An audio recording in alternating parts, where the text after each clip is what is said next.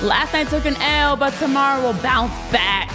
Well, well, well. It's a new day. The sun has risen again. We are still dealing with last night's loss, but we're moving ahead, looking forward to Game 3. Welcome into PHLY Phillies podcast. Jamie Lynch, Renee Washington, Tyler Zulli, and we have lots to get into. Now, we all were upset last night after Game 2, rightfully so. I know you guys in the chat are already coming in with the frustration. Nola won't break our heart, Alex. And yes, it is going to be okay, guys. It is going to be okay. One more time for the people in the back. It is going to be okay. The Phillies split the series, heading back home to Citizens Bank Park tomorrow. And honestly, we have talked a lot, Jamie, about how we anticipated the series to potentially go 5, potentially be split after the first 2. Well, here we are.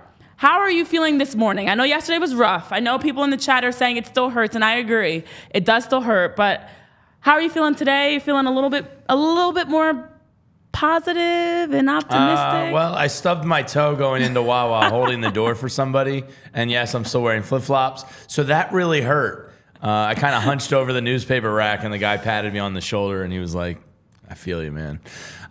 So that sucked, and that was a pretty fitting start to my day.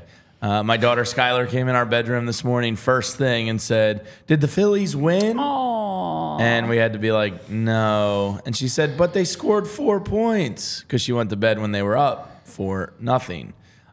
So to see her brain trying to process that the Phillies blew that was a pretty shitty start to the morning. So I'm still getting there. I will be there. There's a lot, I think, to feel positive about going forward. And one is that it's Aaron Nola versus Bryce Elder. And playoffs are never easy.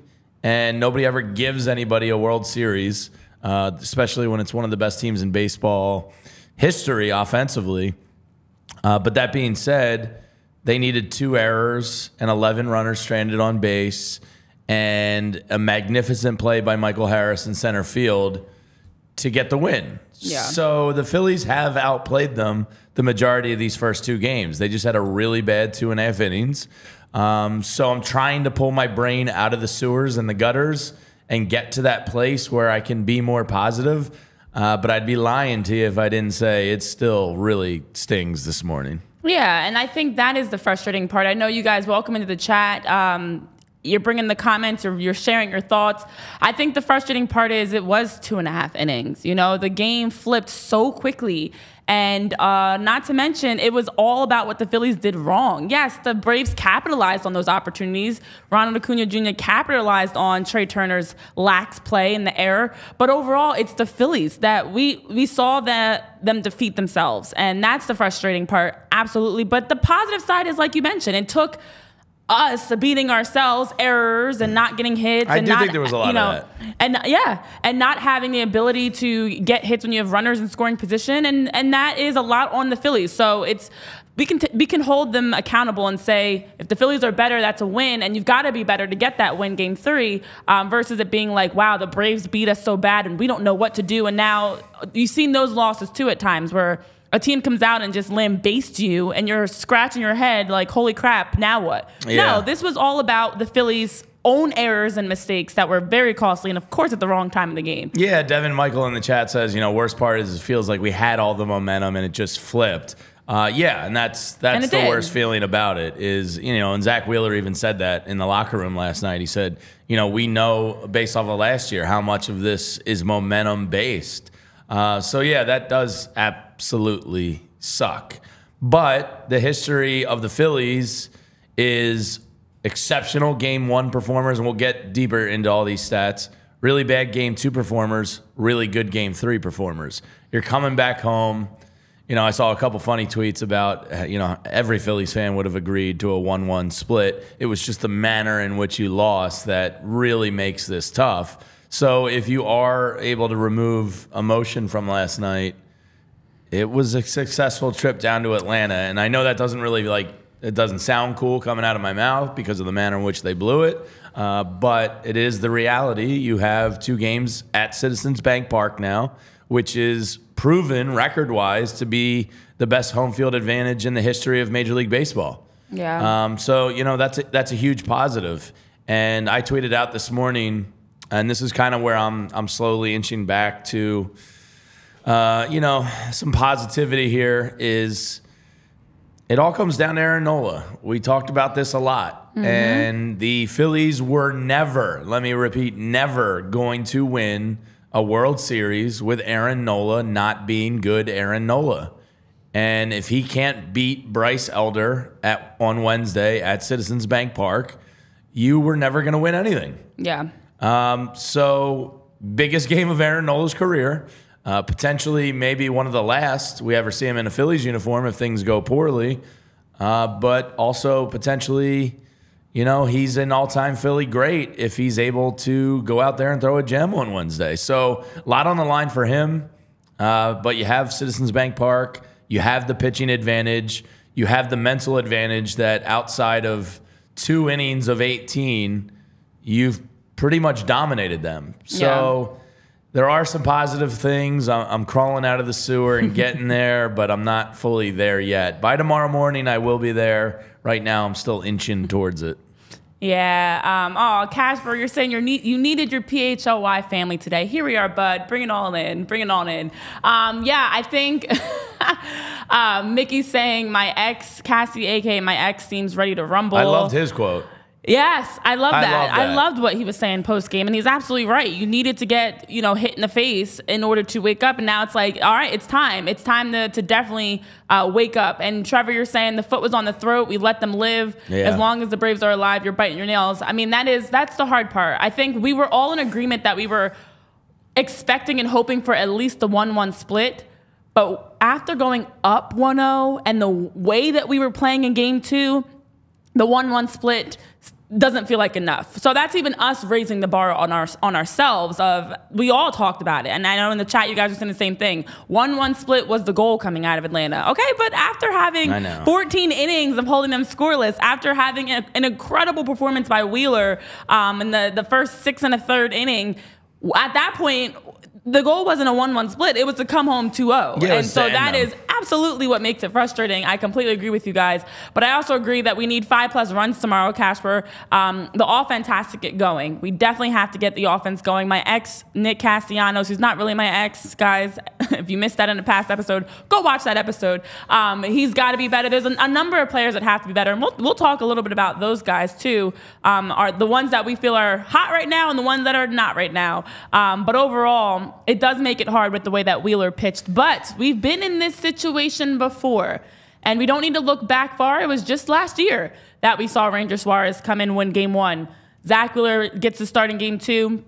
Phillies get shut out 3-0, and then they came back with Aaron Nola on the mound to start off game 3 and won 9-1. So this is actually, weirdly enough, exactly the same storyline that we had last season. We all know, of course, the Phillies we were able to close out in 4. So right now we're on course for that for history to repeat itself. But also, as you mentioned, Jamie, this is not the first time that we've seen the Phillies do a great job game 1, drop game 2. I know we talked about it in the wild card round when Aaron Nola was pitching game 2. We brought up the stats of how much the Phillies have fumbled in game 2, and this series exactly the same. Yeah, Tyler made some graphics about the Phillies melt in game 2. You know, people were trying to talk themselves into positivity last night online and put this out there, and it was out there from a couple different people.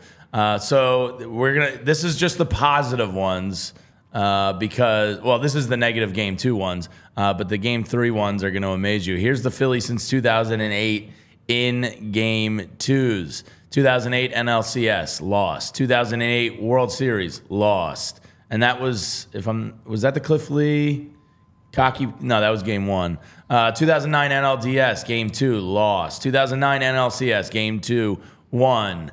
Lost, but won the series. There's a theme here. They lose a lot of game 2s and continue to win the series. All the way up to last year, like you just mentioned, they lost game 2 in San Diego, came back and blew the doors off the Padres. It happened in the World Series also, but we don't talk about that. Yeah, they're phenomenal in game 1s. I believe they're 21-4, or maybe 22-4. I got to go update my math. Either way, dominant in game 1s, really bad in game 2s. So let's bring it back to the positive. Tyler, how are they in game 3s? Because this is pretty eye-popping. We're gonna leave the 2011 Cardinals game out of it because that doesn't fit our narrative. So we're just gonna drop it. But game 2s, they are 14-1 in those game 1s, 6-9 in those game 2s, with a 10-4 series record over that span. And this is all since 2008, which is realistically the only, outside of 93, the meaningful baseball of my life.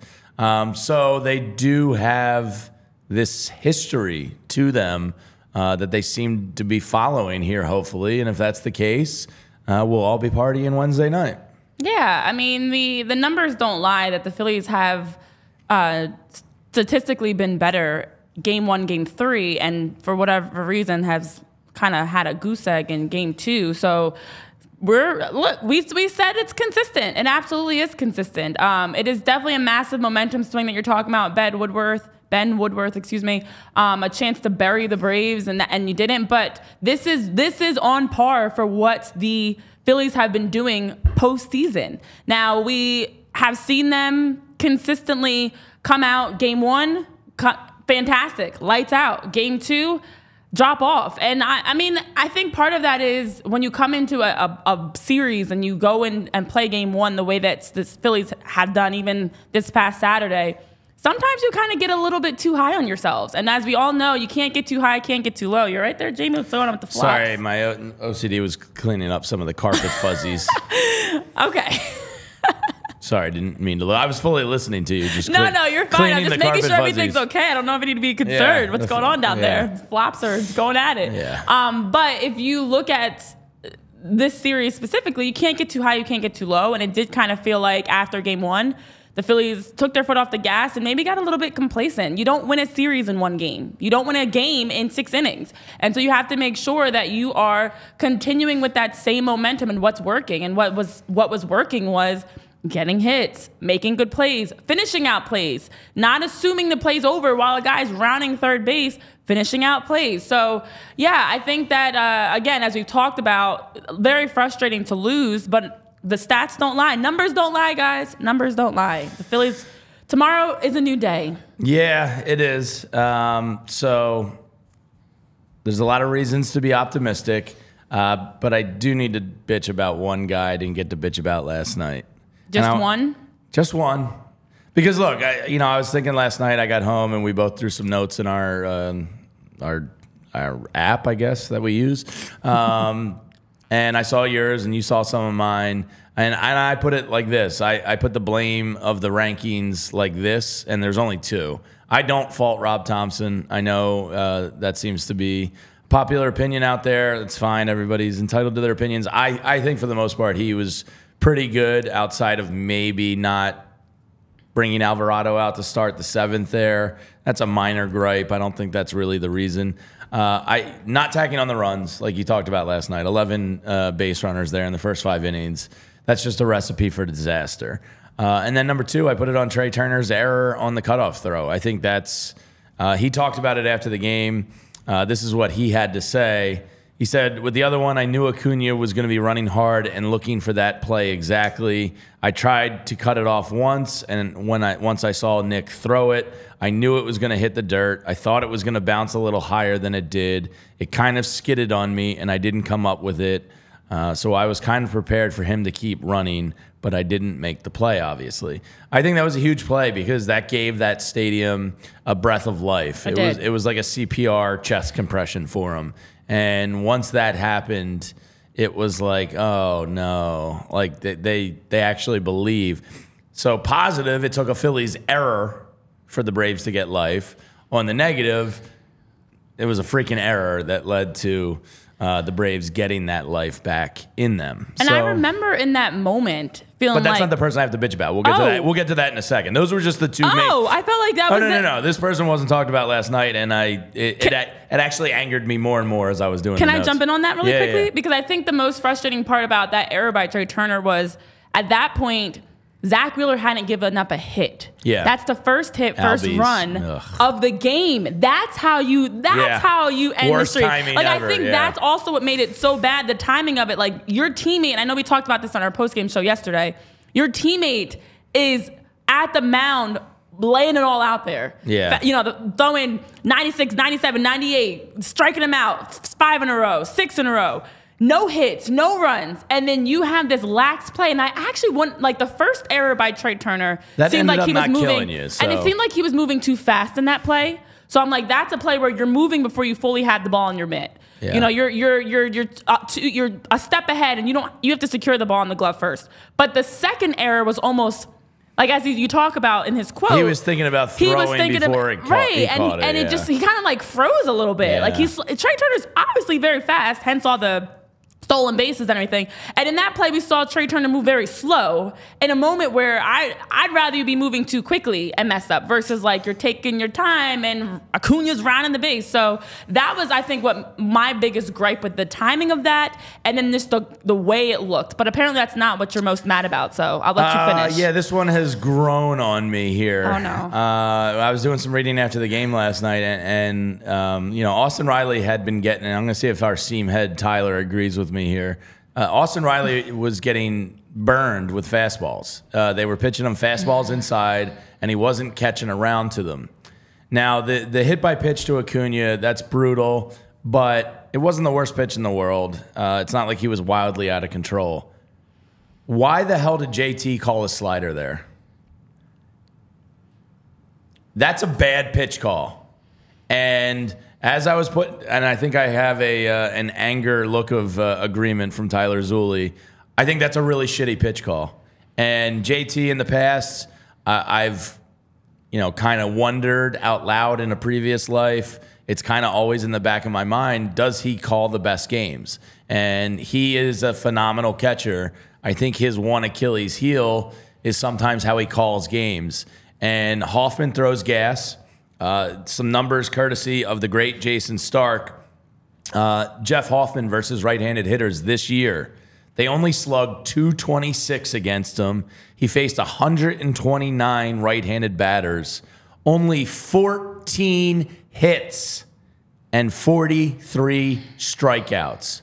Why in that situation would you call for a low and outside slider that has the possibility of hanging versus a very good hitter who was not catching up to the speed? JT Realmuto last night was the one that was bothering me. I didn't mention it in the post-game show. It was kind of one of those things where, like, I needed to decompress and then think about it again. It's obvious everybody goes to Hoffman there to blame him. He does have the control, I'm assuming, to shake him off if he wants. I thought that was a really bad pitch selection there by JT Realmuto. So he's the guy that I'm a little bitter about this morning, to be honest. Yeah, and TB, you're saying Jeff threw him a meatball. It was a bad pitch call, Ben, to your point, and Jamie, as you're talking about. Don't put him in that situation. The hard thing is JT hits a home run earlier in the game, but then turns around and you give up one because it's a bad pitch call. Now, Jeff Hoffman hadn't given up a homer since August 8th, and what a terrible time to break that streak. It's frustrating because you could see the little things that we talked about this again yesterday. The Death little by paper things, cuts, yeah. the little things, that just slowly added up. It's like you're stubbing your toe over and over again. I did that this morning. You did that this morning. Why does it hurt so bad? It's like, keep stubbing your toe on the same spot. And we all had that piece of furniture in our house where you consistently stub your toe on. It's usually a bed or a dresser. You're just stubbing your toe over and over again, and you're slowly watching it unfold. And that was the breaking point. There was the Trey Turner error. There was decision making by Rob. There was a couple of things along the way. That was absolutely the error. Fastballs had been working all night. Zach Wheeler had been killing them with fastballs. And then Jeff Hoffman throws, that's a good point. The pitch call there was not good. You're switching it up, and there's not a reason to switch it up. Go with what's working. Let's not overthink things. Yeah, Michael Mundy in the chat says, I think Hoffman called him off. He didn't have the confidence in his fastball. If he doesn't have the confidence in his fastball, then he doesn't have any issue. Yeah, then he doesn't have any confidence. And I don't think that's the case because he was great the night before in a just as high leverage situation. Now, I was listening to radio this morning, some friends of mine, some former colleagues of mine, and some people have ripped the decision to go to Hoffman there. I think Alvarado is your best bullpen arm. Jeff Hoffman is your high leverage right-handed reliever. It's not the wrong call to go to him. He's earned it this year. I saw a guy on Twitter this morning saying how many guys, kind of suck for 8 years in the league and then string it together in year 9. I don't know, man. Disney makes movies about weird stuff in sports all the time. Things happen. So I don't think it's fair to rip the decision to go to Hoffman. Hoffman is your right-handed high leverage guy. So to me, that falls on JT Realmuto. I just think that's an extremely high-risk pitch there. And it was unnecessary because Riley had shown you in the first, basically 6 or 7 at-bats that he wasn't catching up to the inside heat. So just stick with what was working there. I just think they overthought that one a little bit too much. And I felt like that was also a consistent theme for the Phillies and how they lost. Yeah. It felt like some overthinking. I mean, Trey Turner's error, and I keep talking about it. Hoffman and JT there in that moment, deciding to switch up the pitch. Rob, I just felt like there was some overthinking of it, and that's where, to me, it feels like you're playing cute. Like you're getting a little bit too cutesy and complacent, and instead of continuing to be aggressive, continuing to do what has been working, and so you're going with JT, and I could see that, and I know that also Joseph is in the chat saying I would have gone Sir Anthony personally. I mean, I feel like Hoffman in the postseason. And Hoffman at the end of the season and in the postseason, I should say, has proven that he's deserving of stepping into that role. I don't think it's a bad decision to put Hoffman on the mound. And I agree with you, Casper. It's not a bad decision, but I just think it is the pitch calling there has to be better. And Ashley, you're saying the same thing I'm saying. I felt like they were in their heads. I just think sometimes in sports, you have a split second to make a decision. That's what's hard about sports. There's no time to go back and, you know what? Let's just try it again. You got to do it right the first time, and you have a split second to make that decision. But you've got to also go with what's working and what makes sense and not get cute. And that's where my issue with Rob falls. I know you're on the JT hill. I'm going to go on the Rob hill because Rob Thompson, after a phenomenal game 1 managing the bullpen, comes in and I felt like got cute and got a little bit carried away. Now, I have 2 questions to pose for you, Jamie. Okay. The first is... Before we get to your questions, I just want to address 2 things in the chat before we lose them. Will and Casper, I think Acuna definitely leaned into that a little bit. And this is where I hate the armor in baseball.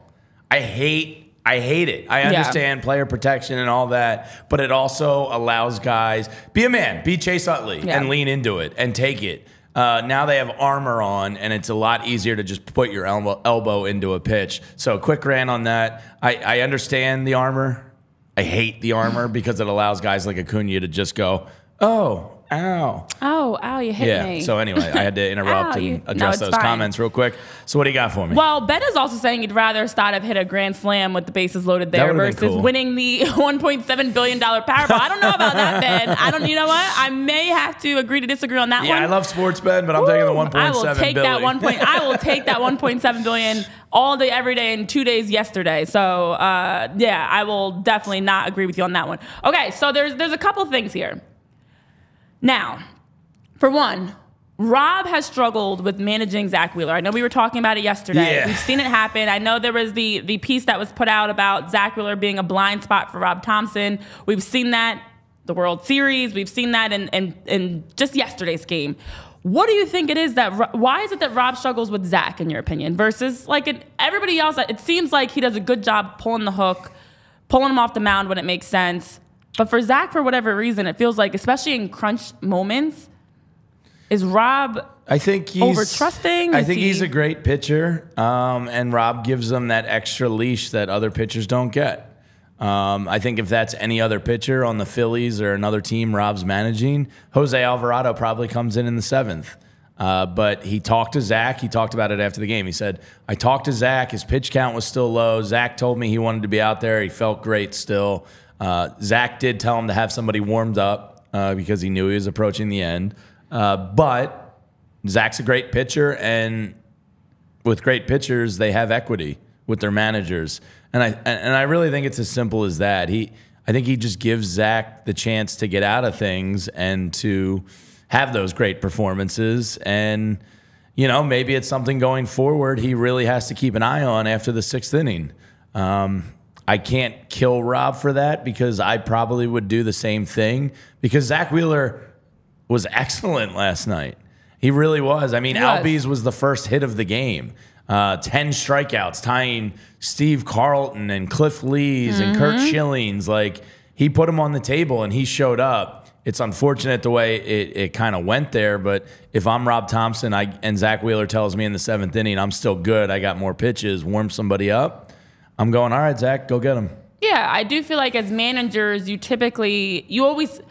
don't manage everybody the same way. Your Sure. top guys, Yeah. you absolutely give them a little bit more leeway, and you expect more from them. Whether it's Zach Wheeler on the mound or Bryce Harper, there's guys that you don't hold them to the same standards as everybody else. And that being said, do you feel like Rob's decision to pull Jose Alvarado so quickly was makeup or a result of maybe feeling like he left Zach on the mound too soon and didn't want to make that mistake again? Looking back on it, it's like I almost wish I can't kill Rob for this because, like I just said, I go to Wheeler there. If he says he's good, you're my horse. You get it. But with Olsen leading off in the lefty-lefty matchup, hindsight being 2020, you do look back at it and go, should Alvarado have just come in there for the lefty-lefty matchup? That's one of those things that's just baseball, Like, I don't think it's the wrong decision. It ended up in the wrong outcome. I don't think the execution was there. But again, they get the strikeout after Acuna scores. So if Trey Turner holds on to that ball, if my aunt had balls, she'd be my uncle. But if Trey Turner holds on to that, Acuna doesn't score, it's probably a Phillies victory. No, you're not going to just casually drop that in there and roll over it. If my aunt had balls, she'd be my uncle. You've never heard that? No. It's the if thing. You can't live in if world, I see. If my aunt had balls, she'd Tyler, be my have you heard uncle. that before? It's funny that you dropped it in there, like. Well, because I was doing the if Trey Turner doesn't drop it, the Phillies probably win, which is a stretch and kind of unfair. Yeah. So if your aunt had balls, she'd be your uncle. Okay, I get that. That does make sense. It does make. You know what? You're making sense today. You just had to stub your toe, and now all of a sudden things are making sense. But thank you, Alex, for saying I'm making a good point. It does make me wonder. Sometimes I feel like just like umps and officials make calls that are sometimes makeup calls. Yeah. Coaches and managers do the same thing. And so I felt like in a little bit of a knee-jerk reaction from Zach, maybe leaving him in a little bit too long, Jose Alvarado was pulled quicker than maybe most of us would have liked. It seemed like he's kind of going with that one full inning pitch thing because after, like, it's such this is so baseball, right? Like, game one, he gets 16 outs from the bullpen, fires on every cylinder, makes the right decision every time. And then because the execution wasn't there, the decision gets crucified. Yeah. Whereas I think the decision-making was sound. The execution is what killed you. Yeah. So it's just like, and that's baseball, baby. And that's a good point because, there are a lot of times where you make the right decision, but as we know, he's not on the mound pitching. So he can put the guys in the right position and maybe they go out and in that case, it was on Jeff and JT, it's not as much on Rob. So yeah, I mean, I do feel like between the righty-lefty rotation and then just the way that the bullpen has worked through the rotation, Rob has a flow that he likes to stick with. And yesterday it didn't work out. Saturday it did work out. But I will never fully blame any manager because you're not playing for your guys. You can motivate them. You can give a fantastic pep talk. You can make the right rotations. At the end of the day, we're talking about grown-ass men having to make the plays. And that's not on Rob standing in the dugout watching. He can't do that for them. So I do think some of these rotations could be better, but it doesn't matter. When your name is called, the lights are shining brightest, it's the postseason, you got to be ready to make a play, period. Yeah. But I'm still going to give him like 5% of the blame, and then the rest goes to everybody else. That's why I turned my attention to JT there, because I think the thinking was sound. Just throw the cheese, man. I mean, keep it simple. Hoffman can throw 98, 99. He's been killing right-handed batters all season long. Why are you going with a pitch that could potentially hang on you versus a abnormally strong major league player? Like, Austin Riley's huge. Yeah. And you saw it. His right hand was barely on the bat as he made contact with it, and that was a surefire home run right off the bat. And, not every guy in Major League Baseball can do that. If you throw that pitch to d'Arnaud, he's not taking it yard. But Austin Riley, like that time, that situation, that batter, why you're calling a low outside slider that could hang, I may never understand. And hopefully the Phillies just come out and win Game 3 so I don't have to think about it anymore. Yeah. Because that's like a little brain disease of JT that I'm going to carry into next season with me if this ends up being the end of the season. So I want to ask you, now that you had a night to sleep on it, the other talking point I heard on sports radio this morning was what we talked about last night, Bryce Harper's base running decision. Now, Bryce was wrong.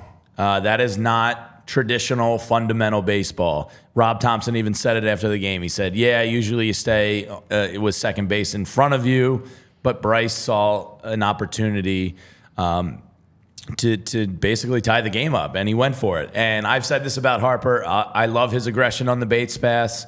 I don't think he's the smartest base runner in the world, but I think he goes balls to the wall every single time, and I don't want to take that out of him. Yeah. So I've accepted that I live with his errors. Last night was a big spot. I think some people are making more of it than it was because it was a potential game-tying situation. And in that, we're discrediting the play that Michael Harris made. Yeah. Michael Harris, it came out last night in the ball flight tracking, advanced nerd analytics of baseball, that was a 45% catch rate probability, and that doesn't fully capture how difficult the catch actually was. He needed to cover 92 feet in 5.4 seconds to get there, and his jump was plus 5 feet above average. So that ball was smoked by Nick Castellanos. Yeah. And Bryce Harper knew that. He saw it. Like, he tattooed that, and it says it's a 45% catch rate, but actually more difficult with the jump and the wall and the turnaround and throw in and all that. I don't want to discredit Bryce Harper and just say he's some mimbo that runs hard every single time. I think he's aware of how good of a fielder Michael Harris is. He saw how hard the ball was hit, and he went for it. And I still this morning cannot roast him for it. Yeah. I kind of hat tip Michael Harris there. That's a hell of a play. The Bryce thing doesn't anger me now that you've slept on it tonight. Are you okay with Bryce's style there? Because, I heard some people this morning, whether it be on social media or sports radio, like really giving it to Harper. And I went, I don't think it was that bad. Even though he's wrong, I'm not trying to justify the wrongness of it. He was wrong, but I'll take it. Yeah, I mean, I saw it was the first 8-5-3 play in Major League Baseball postseason history. Well, if you're going to suck historically, yeah, right? And that's the thing. It was an iconic moment. Like, that's one of the best double plays we've seen ever in any game, playoffs, regular season.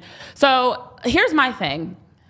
I, as an athlete, was always on the side of, like, you're gonna miss every shot that you don't take. Yeah. You have to try. To score, you've got to take risks. And in that moment, nobody is expecting Harris to make that incredible double play. Nobody.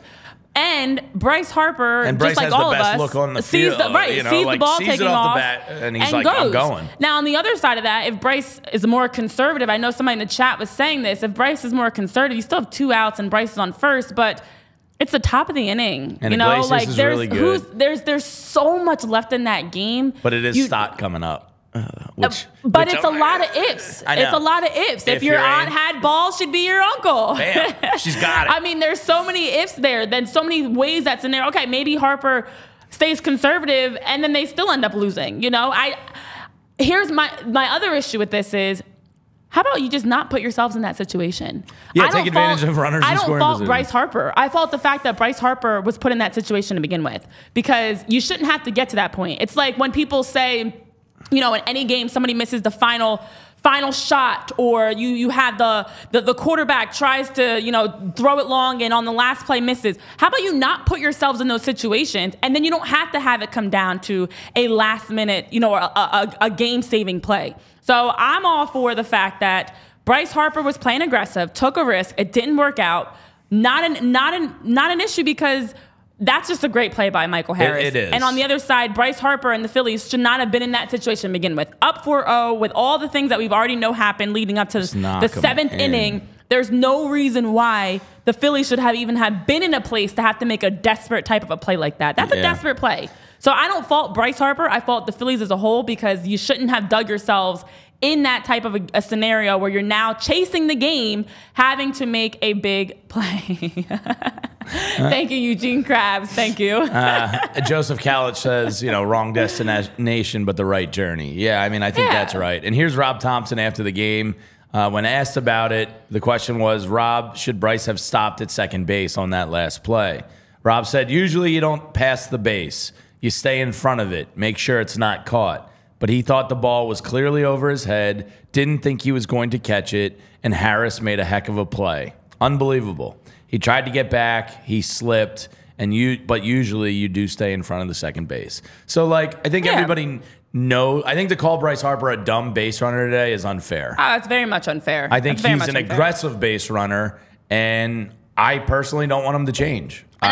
I love it. I wish I could sit in front of the TV for all 162 games and all 9 innings every night and track his aggressiveness. Like, because I think more often than not, it's a benefit for the team. You just saw it last round when he didn't listen to Dusty Watham. So, like, I don't want to take that away from him, because he wants to be great and he thinks he can make more plays than he can. And never change, Bryce, in my opinion. Yeah, and you can't one day be cheering a guy on for the same thing that you then are complaining about them for. You know, Bryce Harper is very aggressive. We've seen him waving off Dusty, running through, you know, taking those chances, and it pay off, and we love it. We cheer for it. Versus on the other side, sometimes it doesn't play out, and you're now ready to just, you know, completely throw Harper away. So I am all for Bryce Harper taking that chance there. I definitely do not like the fact the Phillies were even in that situation to begin with, but I'm not going to put all the blame on Bryce Harper there. Yes, you could have kept the game alive if you're more conservative, but who's to say what happens next? We don't know. We have no idea. Yeah, and the Phillies could go on to win the game. The Phillies can still lose the game. So take risks. It's the playoffs. We've got to play aggressive. This is not the time to, you know, be conservative and wait. There's no need. You want to leave it all out there. Yeah, and I think that's what we had happen. Is it Alex that was just up there in the chat a second ago said it reminded me exactly of the Chas McCormick play last year in the World Series. And Nick Castellanos is like kind of cursed with smoking these balls to the corner and outfielders making great plays on them. But you know what else is a great play, Renee? That's DraftKings. Because things are heating up in the ballpark, and every team is playing to finish the year strong and make it to the playoffs. And Aaron Nola is a slight favorite tomorrow night at Citizens Bank Park. Last night, I haven't looked this morning, he was minus 122 to take that game. And with DraftKings Sportsbook, you won't miss a moment of the baseball action. New customers can score $200 instantly in bonus bets for betting just $5 on baseball. You can time me today. I'm going to play like a champion. I'm back. That's part of the problem. Everybody's not doing their part. Yeah. It's time for you to step up. All customers can take a crack at a sweet payday with DraftKings Same Game Parlay. String together multiple bets from a single game for your shot at a major payout. So what are you waiting for? Download the DraftKings Sportsbook app now and use that code PHLY. It's right there on the screen for you. Right there, right down there. New customers can score $200 instantly in bonus bets by betting just $5 on baseball. Only on DraftKings Sportsbook with code PHLY. Take a deep breath. The crown is yours. All right, here we go. This is If I break the record, the Phillies are a lock to win tomorrow night, and I'm going to bet them. What's the record? 31 seconds? 31:09. All right, here we go. No breathing. Just go. Gambling problem, call 1-800-GAMBLER. Visit www.1800gambler.net. In New York, call 877-8-HOPE-NY or text HOPE-NY. In Connecticut, help is available for problem gambling. Call 888-789-7777 or visit ccp.org. Please play responsibly. On behalf of Boot Hill Casino and Resort, licensee partner Golden Nugget, Lake Charles, 21 plus, age varies by jurisdiction. Void in Ontario. See dkng.com/baseball for eligibility, terms, and responsible gaming resources. Bonus bet expires 7 days after issuance. Eligibility and deposit restrictions apply. Yeah! Phillies are winning, baby. 28-03. 28. I smashed it. Yeah! That's what I'm talking about. It's playoff time. Let's go. I'm back, baby. I'm back. Lock it. Let them know. Let them know. Go, Jamie. Go. Yeah. Woo! Man, if that's not a... Look, I feel good after that. That was great. I had to lock in. I had to lock in. 28-03 is the new record, guys. 28-03. That's what I'm talking the Phillies about. Tomorrow night, I promise. Woo-wee. Chef Jamie in his bag cooking on them, y'all. All right. That was impressive. Everyone was cheering you on, too, which I love to see. So, we did have our best bet, speaking of DraftKings, and we were predicting some things to unfold. We didn't have a chance to recap it in the postgame because we were too salty, but a couple of them did hit. Not all of them, though. Not all of them. So I know I was talking about the parlay of the Phillies had to win, so there goes that parlay. Man. The other half of it is irrelevant at that point because the Phillies lost. So the parlay didn't pan out if you were listening to me and put money on that. I was correct about Zach over 5.5 strikeouts. I think you had that in the second inning. I definitely did. I think it was 6 up, 6 down. That's pretty good ratio, Zach, if you could just keep that up. That's all. And look, Zach might be back for a Game 5. And you might have, you're going to have Spencer Strider in Game 4 in Philadelphia. Let's hope it doesn't go to a Game 5. Yeah. But, you might be able to bet that one again in Game 5. Renee. Yeah. I did also say Ronald Acuna Jr. was going to have less than 1.5 hits. Now, Ronald Acuna Jr. did not have a hit. He had a leaned in hit by pitch. He got hit. But he didn't have over 1.5. Ditch the armor, you coward. So he goes in the stats as 0 hits, even though he had 2 runs, whatever. But so those 2 were correct. I don't remember what exactly yours were. I took Schwarber to get a hit, which hit. Yes. I took Trey Turner home run as a long shot. That missed, and I think that might have been it. The Trey Turner was the long shot play. But somebody's going yard in Game 3 at Citizens Bank Park on the Phils. And you know what else makes it better? Thank you, Michael Mundy, for the reminder that you did that in 28.3 seconds. Atlanta. 28-3 Atlanta. 28-3 Atlanta. Love it. It's all like kismet. Well, you want to talk about kismet. Why are the Braves poking the bear? Stupid. Orlando Arcia, the all-star shortstop for the Braves this year. Your hubris is palpable from up here in Philadelphia. And thank you for giving Bryce Harper some extra motivation. Thank you for giving Citizens Bank Park and the frenzy that it's going to be tomorrow night. And we are going to be giving away our tickets shortly. So if you entered that contest online, we'll be doing that in a little bit. But Orlando Arcia, after the game, and this was courtesy of a guy from Fox Sports whose name is not in front of me right now, and I apologize for that. I will find it in a second. Orlando Arcia cackled emphatically about Harper's misfortune on the base paths, bellowing, "Ha, ha, ha, attaboy Harper," repeatedly as reporters circled the room. Repeatedly.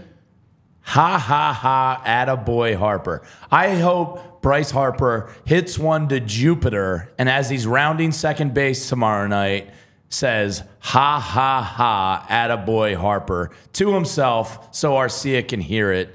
Thank you for poking the tiger in a cage. That's not going to end well for you. I honestly believe you don't act like that because I do believe in karma. And I think that's dickhead karma he just put into the universe. Bryce Harper is not that. So I expect good things to happen for Bryce Harper tomorrow night in Philadelphia. I say we get a nice attaboy Harper chant going at Citizens Bank Park as Bryce Harper is scoring on the Braves. It just act like you've won before, because as we talked about with the Phillies, you don't win a series in one game. So the same applies to the Braves. You don't win a series in one game. Yeah, you tied the series up, you split. You are at home. You are the best team offensively and up there and statistically for the best in Major League Baseball history. You're expected to win. So to have such cockiness because you tied the series up when you, on paper, should not have been down to begin with, you should just be humble in that clubhouse and just say all the politically correct things, get in and out of those interviews, and keep it simple. But you absolutely should not be cocky in that moment. And and you're now getting carried away, and you're saying things that are only adding more chalkboard material, because there are plenty of games left, lots of innings left, and to sit up and of all people, to Bryce Harper, seriously? Yeah, one of the most clutch players in take baseball. Please poke him. And I agree, Trevor Rice. That is a loser mentality. Agreed. If you're focusing on the team that beat themselves for you to win rather than what you actually did. And I do agree that the Phillies shot themselves in the foot. They Plaxico burst themselves. Oh, man, Plaxico catching strays. Well, I mean, don't put a gun in sweatpants and go to the club. It seems pretty simple to me. Catching strays again. I don't think Plaxico's up for any Rhodes Scholars Award after that incident.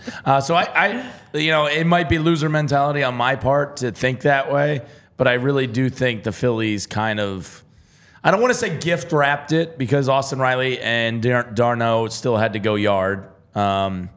But they definitely shot themselves in the foot, which I think led to momentum for the Braves, which led to a victory for the Braves. So I'm not trying to take the Phillies off the hook, but I do think they hurt themselves more than the Braves. Bingo. You know. It was about what the Phillies did wrong, not what the Braves did right. And I know, Alex, you were saying that my bets have been correct. Well, I'm going to say this early. Put any bets down on Bryce Harper. I know you guys were in the chat saying that too. Whatever the bets are on Harper, take the over, because tomorrow is going to be a huge day for Bryce Harper. And as if the Phillies didn't need any more motivation, you're in the clubhouse saying things like, ha, ha, ha, attaboy Harper. So I'm expecting this to be a game, much like last year's Game 3 was 9-1 Phillies. This has the makings of setting us up for the Phillies to come in and offensively just explode. We haven't seen them in terms of home runs really hit the numbers that they typically can get. Obviously, the bullpen starting off with Aaron Nola, expecting that to be better. So tomorrow's looking like a good day. Just keep all the chalkboard material coming, Braves, because you clearly don't know how to act like you've been here before. Yeah, and Spencer Strider's another one. I see the chat saying, he's a douche. I agree. He was caught last night jumping up over the dugout railing and yelling "F you." I think it was directed at one of the Phillies. I couldn't tell. I don't know who was that. It doesn't matter, because why are you doing that?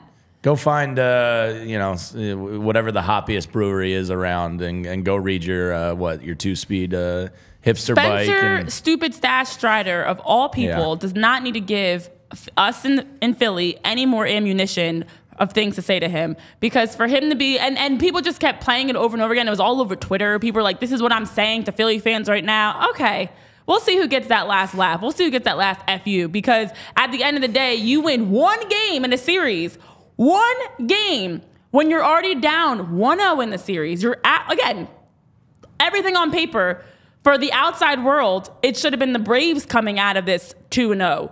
We knew, as Philly fans and as people that have watched how talented the Phillies are, this is not going to be a cakewalk for the Braves. If anything, we know it's our series to win. And for the Braves to have the audacity to be so cocky when you split a series after you got held scoreless at home Saturday, again, act like you've won before. So thank you. Keep it coming. Keep it coming. You know what else you can thank us for, though? FOCO. Because you can get plenty of merchandise, apparel, collectibles, anything that you're looking to purchase to root on the Phillies or any of your teams for a nice discounted price. 10% off using the code PHLY at FOCO. FOCO, I know I ordered some things from there. They've got some awesome, awesome gear. Phillies bracelets, the jumps, the overalls, whatever it is, FOCO is the place to buy it. Again, the code is PHLY for 10% off. Well, Devin, Michael, you're saying we need to wear fake mustaches at Citizens Bank Park on Thursday. Well, Wednesday. Why not Wednesday? Because he's pitching Thursday. Well, yeah, but we can do it on Wednesday also. And Alex and Devin Alex and somebody else just said they think Strider was yelling at the ump after a ball 4 call. Either way, it doesn't matter. I support harassing umpires, but either way, still douche face. Definitely. General douchery. Yeah. I agree. Yeah. Bryce Elder, Aaron Nola, that's the game. That's what it's all coming down to. And it's going to be a big one. You put in our notes last night, who needs to step up in game 3. I'm oddly confident about the offense. I think somebody's going to go yard. I think that stadium is a source of something awesome for this team. So I'm not worried about the offense. I'm going to take the most simple answer off the board. It's Aaron Nola. Yeah. Aaron Nola has to be, at worst, good. If he's great, I think the Phillies win. If he's good, odds are the Phillies probably win. But if he gives up one of those 3 or 4 run performances through 5, and we'll see how aggressive Thompson is, does he use Ranger Suarez out of the pen? Because as we know, and maybe we'll have the stat tomorrow, that game 3, when it's tied 1-1 in a game 5 series, I think it's around 76% of the time the team that wins game 3 wins the series. Yeah. So it's going to be interesting to see how Rob Thompson is, but I'm going to say Aaron Nola, easiest answer off the board if we're playing Family Feud, is the guy that needs to step up tomorrow. And if things go poorly, this could be the last time we see him in a Phillies uniform. He needs to be great. He does, and his team needs him to be great. And if he is, I think they win relatively easily. Yeah, ding, ding, ding. Good answer, good answer. Yeah, that's definitely the number one answer on the board. It's like I agree. It's absolutely Aaron Nola at the top of that list that needs to be. We need to see Aaron Nola hot tomorrow. He's got to be playing well. I agree with you, Christy. Though my person I would say is Kyle Schwarber. Christy, you're saying Schwarber's due for a Schwar bomb. Could not agree more.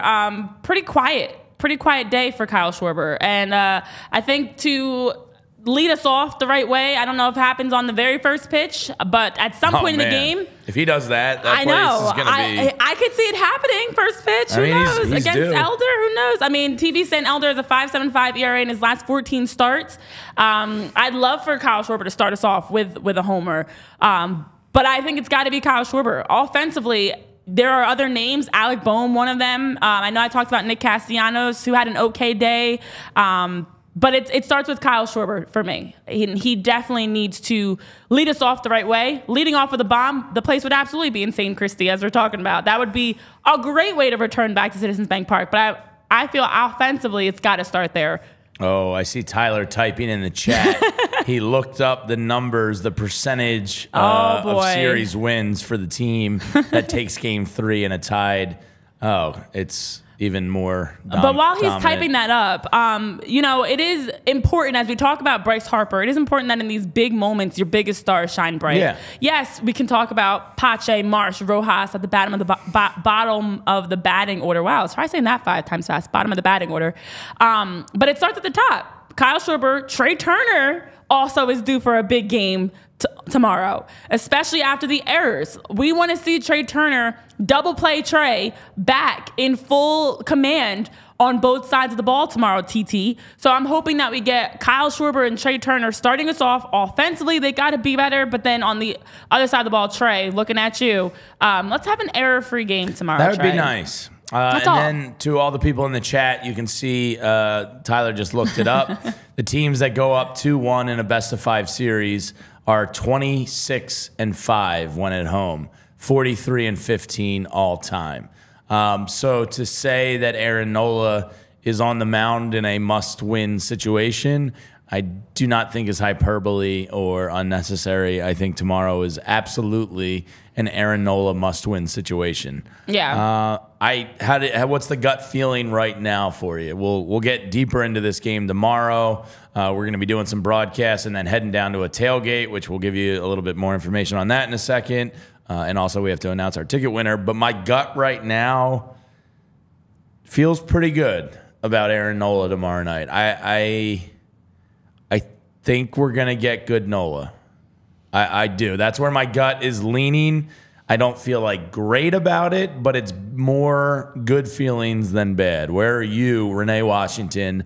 This morning, government. Full name, government name. I don't know your middle name, so I'm leaving it out. Where does your gut feel is the right direction tomorrow? Well, Jamie Edward. James is the real name. If you're going full government. Oh, that's interesting. Yeah. Well, my middle name begins with a P, like Phillies. Renee P. Washington on Twitter. Patrice. You can find her. Yeah, it is. Renee P. Wash. We're not going to see an Aaron show up tomorrow. We're going to see Aaron. All right. Okay, because tomorrow it's going to be Aaron tomorrow. Aaron's day, not Aaron's name. That's what I call his alter ego when he's not playing well. But without a doubt, we ain't losing, Nick. I agree. I think Aaron Nola is ready to answer the call. We saw him do it last year in the same exact spot against the Braves. But also, as you talk about, Aaron Nola knows what's at stake here, not only just for this postseason, but for his career overall. And Aaron Nola, as Rob says, and I agree with Rob on this one, Topper, Aaron Nola is still that big game pitcher. And I think tomorrow, going up against Elder or whoever he's going up against on the other side for the Braves, I think we're going to get an Aaron Nola performance that's going to just be enough to keep us no holes. You're not digging us in a hole. You're consistent, no drop off in that fourth inning, and I think we're just going to get a nice, steady Aaron Nola. That's all we need. That's all we need. We don't need a historic record-setting Aaron Nola, which would be great too. We're not complaining about that, but I'm feeling positive. So all right, good. We'll definitely get into more of that as we get closer to game time. But as we're talking about game time, 1 second before we get to game you time. messed up. The read. I didn't know it was read. I thought we were going to because I did want to get to one thing before we do the tickets and the Can you do it after game time? Yes, after game time. I thought you were going somewhere else, so my bad. Man, you weren't picking up on what I was putting down, James. Game Time app.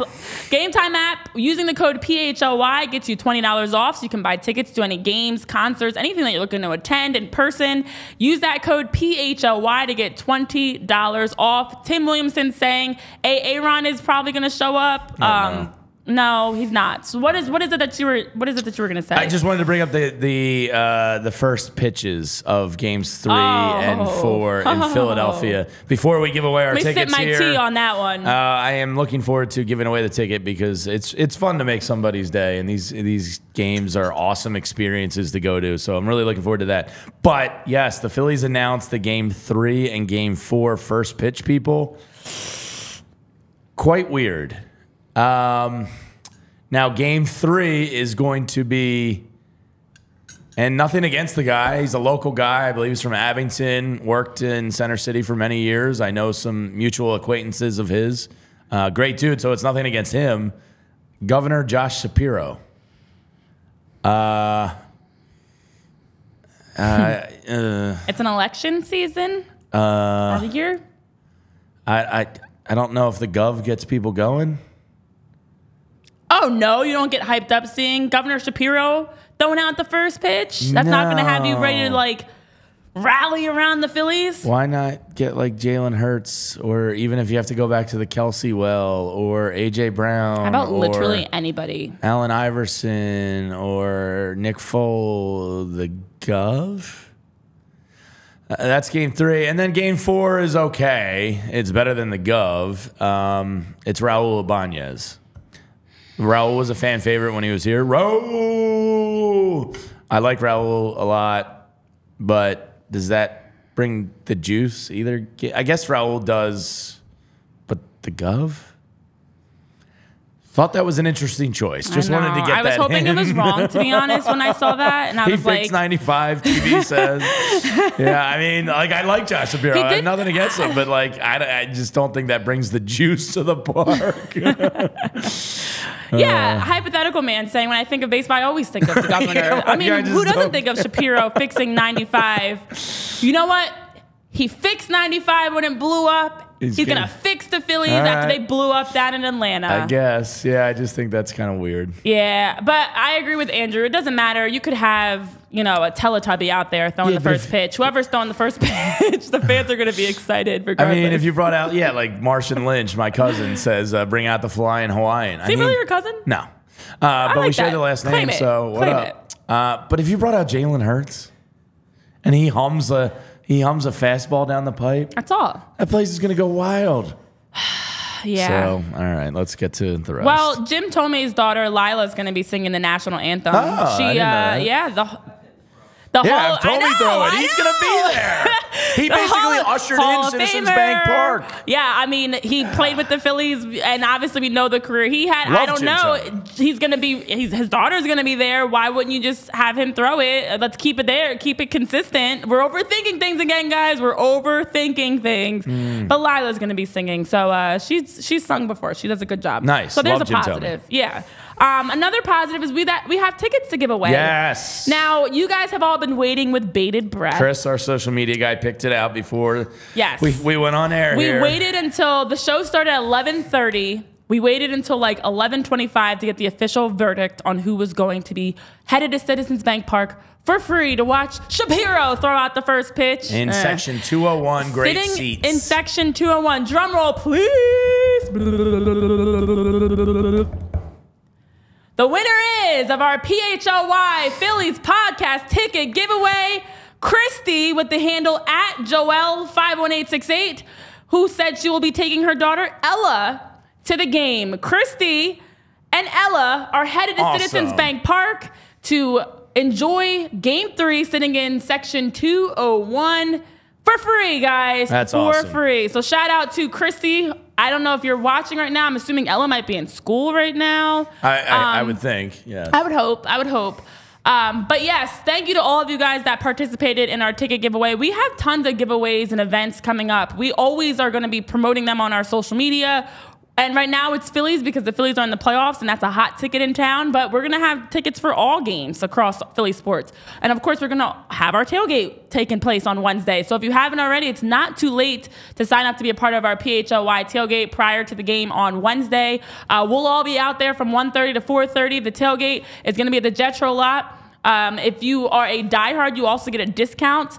Tyler, if you have that graphic, flash that bad boy on up there as people are giving the congrats to Chris. I like that we congratulate people. Yeah, we're a loving community we're so here. loving. Look at us. And we're going to be even more loving Wednesday, whereas we're getting rowdy. So 1:30 to 4:30 Wednesday, the official PHLY tailgate, as we're going to have a spread for you, a buffet of great Cavs food. Catering. Bob Cavanaugh can cook. Let me tell you that. So the spread's going to be great. There may be some liquids that we give away as part of the deal. But please, if you can, 1:30 to 4:30, it's a great deal, great food, great people, good vibes in the Jetro. It's going to be a lot of fun, Good Renee. vibes in the Jetro. I didn't drink last night. I didn't drink tonight. I'm saving myself for Wednesday because I once read that 48-hour breaks are good for the kidneys. Or the livers, excuse me. So It's probably good for the kidney, too. I took 48 hours. Hydrating up, getting ready for Wednesday, and Well, I'll bring my A game. Another great way to hydrate is by eating some good food. I know, Christy, I'm so sorry. I had to clarify which Christy was because I knew you were in the chat, too. No, that's Christy Loves Beers. What up, Christy? Alyssa is also at school but still here. I love the dedication, guys. I love the dedication. Alyssa's a teacher, Sending your congrats as you punch a hole through the wall. Yes, that's commitment. But listen, if you're a PHLY diehard, you do get a nice discount on all PHLY events, including the Tailgate Wednesday. But for everybody that attends, you talk about Cavs Catering. Listen to this menu that we have. Ooh. Caesar salad, a seafood trio, clams, mussels, and shrimp in a white wine sauce. I'm sold there. Say less. I love mussels. I love all that, actually. Penne pasta. We've got filet mignon sandwiches. Oh, I've had these before. They're really good. Boneless grilled chicken sandwiches. Grilled sausage with peppers and onions. One of my favorites. Hamburgers, cheeseburgers, hot dogs, and plenty of cold beverages coming your way. So there's no reason to miss out on this tailgate as I switch over into an accent. This is British Christmas time. Well, I feel like if you, I had to switch it up. I'm giving the menu here. This is a great menu, and you get all that included. Of course, unlimited drinks and food for your purchase. So it definitely sounds like a great tailgate. Could be a dinner date, Eugene Krabs, if you play your cards right. You could be having a dinner date with this guy right here. I'm real slutty, Eugene. What up? No hesitation. You know what I can always count on is I can tee you up and you just go with it with like no hesitation. Yeah, I try not to think too hard. It's just like first thing that comes to mind. Just trust the gut and I and go. consistently just feed you these inappropriate opportunities, Yeah. and every time you knock it out the park. Yeah, I'll give you. you that. You're I'll give you welcome. that. You're welcome. You're the Bryce Harper of the squad for sure. You're just knocking it out the park every time. Oh, man. Well, tomorrow's going to be a good day. Focus all your positive energy and karma into it. The Phillies need us. I know Citizens Bank Park is not going to let them down. It's a great home field advantage for a reason because we're the best freaking fans in the world. I know I speak for Renee and Tyler. We're having a lot of fun doing this podcast and this show. Hopefully we can meet a bunch of you tomorrow. Go Phillies. I'm getting there. I'm almost back to positive Jamie. But last night hurt, and I'll be licking my wounds for a couple more hours, and then I'll be back. The Phillies are 8-2 at home in the postseason, dating back to last year. So it's time to show up and show out to root on the Phillies tomorrow. We've got plenty of time. Get ready for it. Get your Phillies gear on. Make sure you have everything locked down for your tailgating plans. So join us at the Jetro lot. Make sure even if you're not there in person, you're loud at home cheering wherever you're watching from because it's time to cheer on the Phillies to take this series lead 2-1. So we've got more coming up on our pregame show tomorrow. We'll be back 11:30 a.m. again. It's Wednesday. 11:30 a.m. Wednesday for more here on PHLY Phillies podcast. Congratulations again to Christy and Ella, our ticket giveaway winners. And congratulations to all of you for being winners. You're all number one in our hearts. So thank you guys for tuning in. For Jamie Lynch, Tyler Zulli, I'm Renee Washington saying so long. Have a great rest of your day. Go Phils. We all silly like the mayor.